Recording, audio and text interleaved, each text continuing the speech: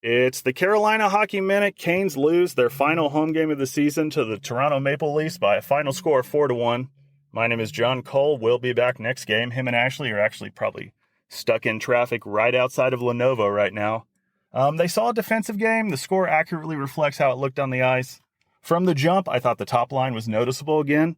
Don't break them up. Blake, Aho, and Jarvis playing very well together. I also thought Andrei Svechnikov continues to look better and better. He might have passed up a shot that he shouldn't have tonight, but he's getting the puck retrievals on missed shots. That was noticeable. He was battling. He was scrappy. He was visible. This is the Andrei Svechnikov that we're going to have to see in the playoffs. This is the version of Andrei that we need. Throughout the first, the Canes were testing Wall, lots of ozone time. Nothing comes of it, though. Joseph Wall, really good in net for Toronto tonight. Late in the first, though, Jost gets stung by a puck. It's a bad break. The hockey gods, they were looking down on us yesterday when Trocheck got hurt on a play and we capitalized and scored a goal. But nope, things even out for us right back the next day. Jost gets stung. Toronto buries it with 15 seconds left. A late period goal allowed, and it hurt. It hurt because you won the period, but the final score, it was not reflective of that.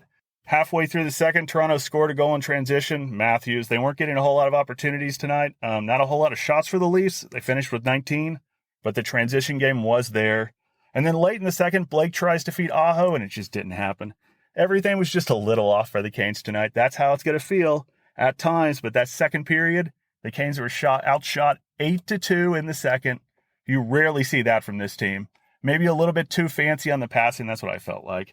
Through two, Carolina had 18 missed shots and 13 shots on target. So the volume was down and the accuracy was also down. And that's a bad combination. In the third, Canes miss on a clear. Defensive breakdown compounds the whole problem. Nylander forks it high, all in alone in front of Freddie. And that's just not going to be good enough to win. That's a losing play, if I'm going to be honest. And that pretty much ended the game. It was 3-0 there. Chris Tanev would take 2 penalties on one play. You don't see that very often.